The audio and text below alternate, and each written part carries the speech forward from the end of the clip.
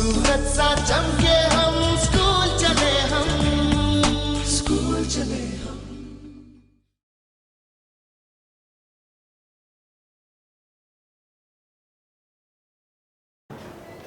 नमस्ते, मैं हूं संध्या सिसोदिया।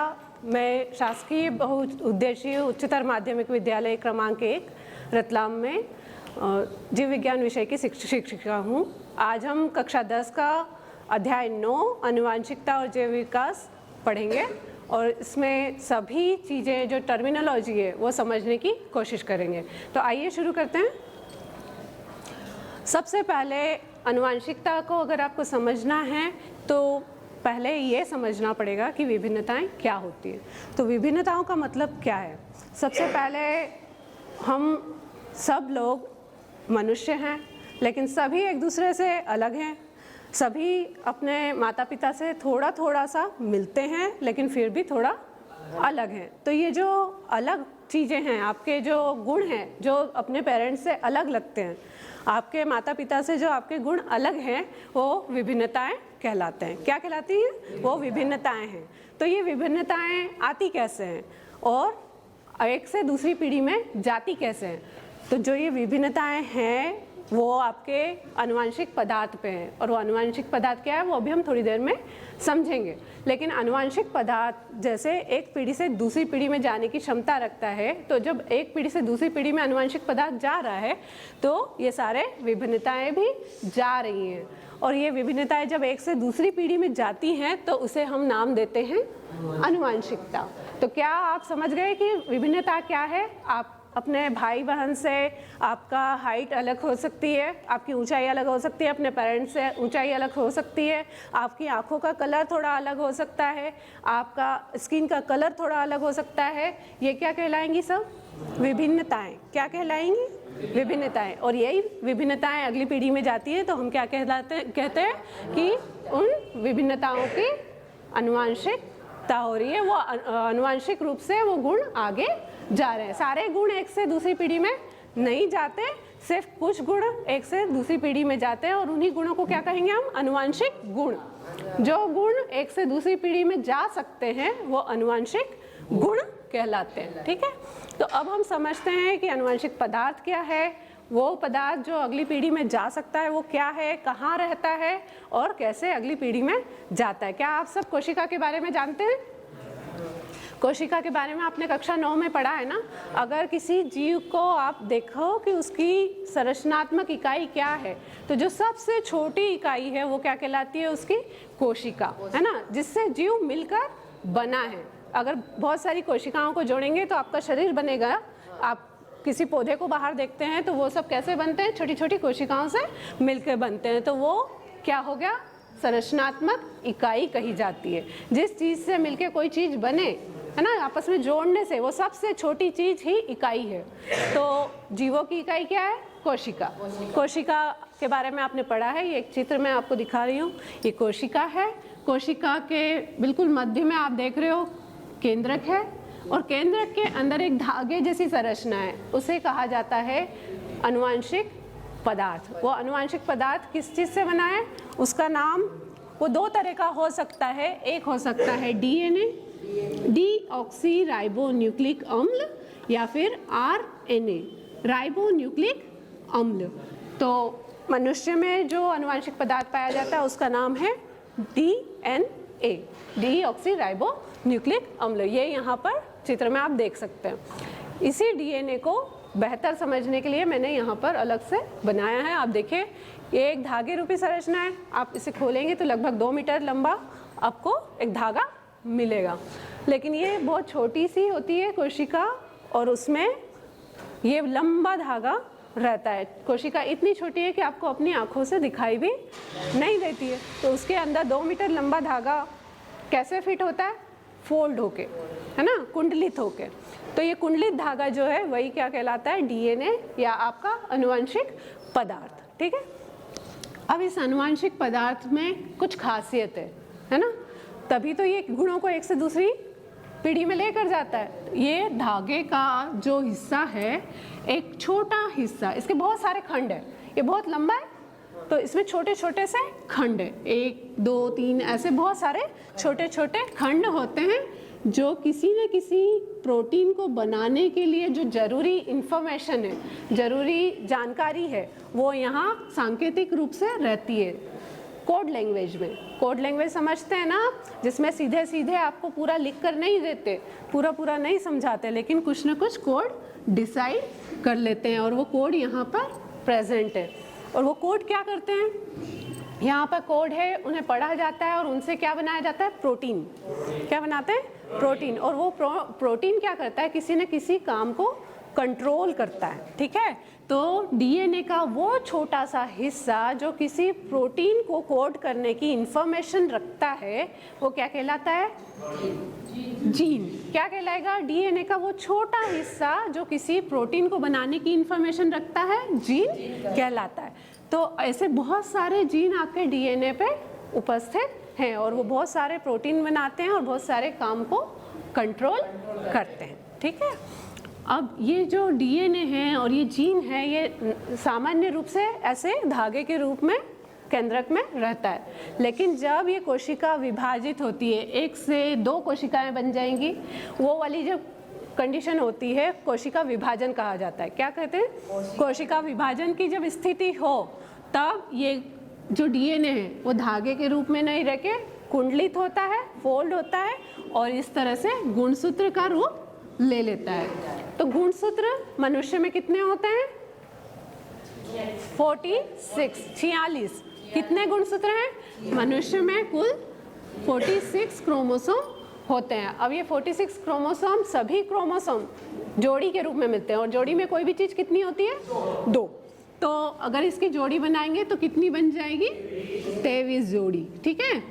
तो मनुष्य में कितने गुणसूत्र हैं, 46 गुणसूत्र या 23 जोड़ी गुणसूत्र पाए जाते हैं।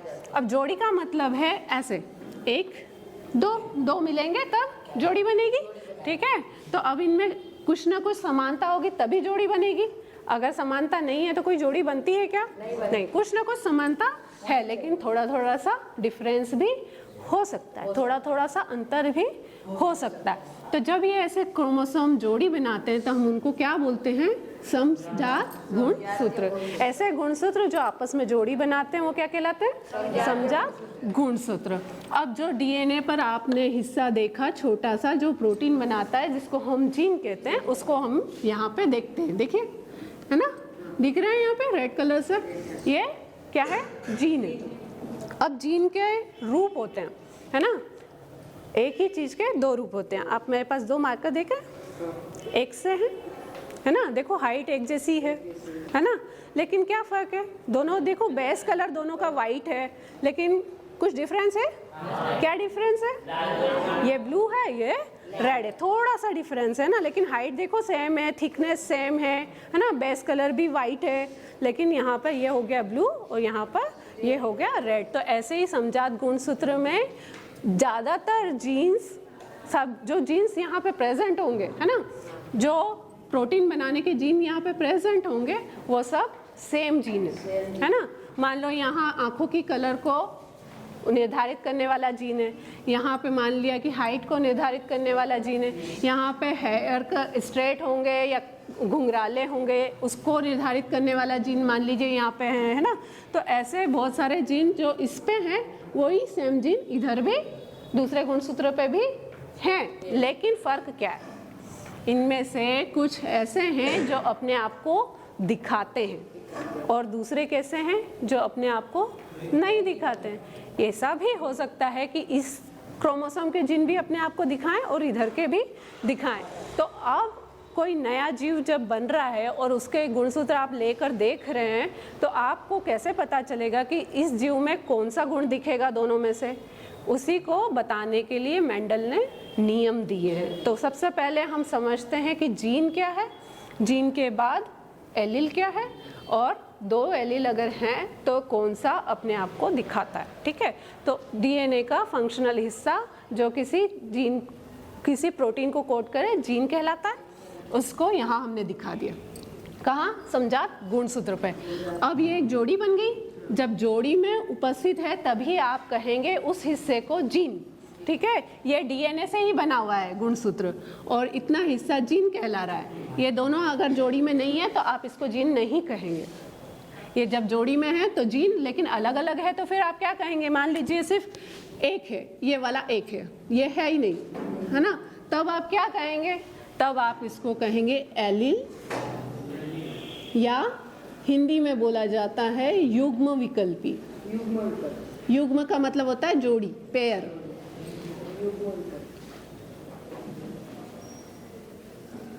तो दोनों साथ में है तो आप बोलेंगे ये एक जीन है, और दोनों में से कोई भी एक उपस्थित है तो आप बोलेंगे एलील है। तो अब ये जीन के कितने, एक जीन के कितने एलील हुए? 2, और दोनों का रूप एक जैसा भी हो सकता है और अलग अलग भी हो सकता है। जैसे 2 जुड़वा होते हैं तो जुड़वा एक से भी दिख सकते हैं और थोड़ा सा अलग भी दिख सकते हैं, है ना। तो ये अगर एक से दिख रहे होंगे तो कैसे दिखेंगे? मान लीजिए कि ये वाला जो जीन है वो किसी पौधे की हाइट के बारे में आपको बताता है। क्या कर रहा है? ये पौधे की हाइट के लिए प्रोटीन बना रहा है ना। तो ये हाइट को कंट्रोल करने वाला जीन हो गया, ठीक है, ये हाइट को कंट्रोल करने वाला जीन हो गया। तो इसको हमने मान लीजिए बोल दिया टी फॉर टॉलनेस के लिए जीन, लंबाई के लिए जीन, ठीक है। तो ये टॉलनेस के लिए जीन हुआ। अब 2 जोड़ी है आपके पास, 2 गुणसूत्र हैं जोड़ी में आपके पास। तो अब बताइए कि यहाँ पर टॉल है या छोटा है। ये जीन के 2 रूप हो सकते हैं। कैसे 2 रूप हो सकते हैं? कोई पौधा लंबा भी हो सकता है, कोई पौधा छोटा भी हो सकता है। देखते हैं कि ये जीन है और जीन का आपको 2 रूप देखने के लिए मिल सकते हैं। तो अगर हम मान लें कि ये ऊंचाई के लिए, पौधे की ऊंचाई के लिए कोई जीन है तो इसका नाम दे दिया हमने टी, है ना। ऊंचाई मतलब टॉलनेस के लिए जीन टी। अब दूसरी साइड क्या है? ये भी एक गुणसूत्र है। और जोड़ी के गुणसूत्र हमेशा कैसे होते हैं? जोड़ी का एक गुणसूत्र एक पेरेंट से आता है, जोड़ी का दूसरा गुणसूत्र दूसरे पेरेंट से आता है। मतलब कि एक मदर से आता है, दूसरा फादर से आता है। तो अब इनमें थोड़ा थोड़ा डिफरेंस हो सकता है। तो अभी हम यहाँ देखते हैं कि ये वाला जीन जो था उसमें ये कौन सा रूप है? ऊंचाई वाला रूप है क्या? अगर ऊंचाई वाला रूप है तो हम उसको ऐसे लिखते हैं, कैपिटल टी से। अब दूसरी साइड का देखते हैं हम, दूसरे गुणसूत्र पे यही जीन का कौन सा रूप है? उधर का भी रूप इसकी तरह हो सकता है। अगर इसी की तरह है तो हम उसको क्या लिख देंगे? उसको भी कैपिटल टी लिख सकते हैं ना। तो दोनों एक जैसे हो गए। तो अभी आप क्या बोलोगे? इधर भी टी और इधर भी टी, है ना। लेकिन ऐसा भी हो सकता है कि उधर वाला, मान लीजिए ये दोनों में से एक ऊंचा नहीं है, पौधा छोटा है। कैसा है? छोटा है। तब हम उसको कैपिटल टी से नहीं दिखाते। कैसे दिखाते हैं? हम छोटा टी ले लेते हैं, क्योंकि वो पौधा कैसा है? छोटा है, ठीक है। तो हमने छोटा वाला टी बना दिया। तो एक रूप हो गया कि पौधे इस तरह से मिल सकते हैं जीन। दूसरा हो गया ऐसे मिल सकते हैं। एक और तरीका है, कैसे मिल सकते हैं? इस तरफ भी जीन का ये वाला रूप देखने के लिए मिल सकता है, जो प्लांट की हाइट को छोटा ही रखता है। तो कैसे हो गया हमारे पास? ये तीसरा कॉम्बिनेशन हो गया, है ना। तो एक ही जीन कितने रूप में मिल रहा है आपको? देखिए, अगर ये 2 एलील मिले तो पौधा कैसा हो जाएगा? ये भी ऊंचाई के लिए जीन है, ये भी ऊंचाई के लिए जीन है। तो पौधा कैसा हो जाए? लंबा। कैसा हो गया? पौधा लंबा हो गया, है ना। लेकिन अच्छा ये देखिए, ये पौधे को छोटा रखता है, तो ये भी दोनों एक जैसे हैं। तो अभी ये कैसा बनेगा पौधा? ये बोने पौधे बन जाएंगे, छोटे पौधे बन जाएंगे, है ना। ये बोना पौधा। लेकिन अभी प्रॉब्लम यहाँ होगा।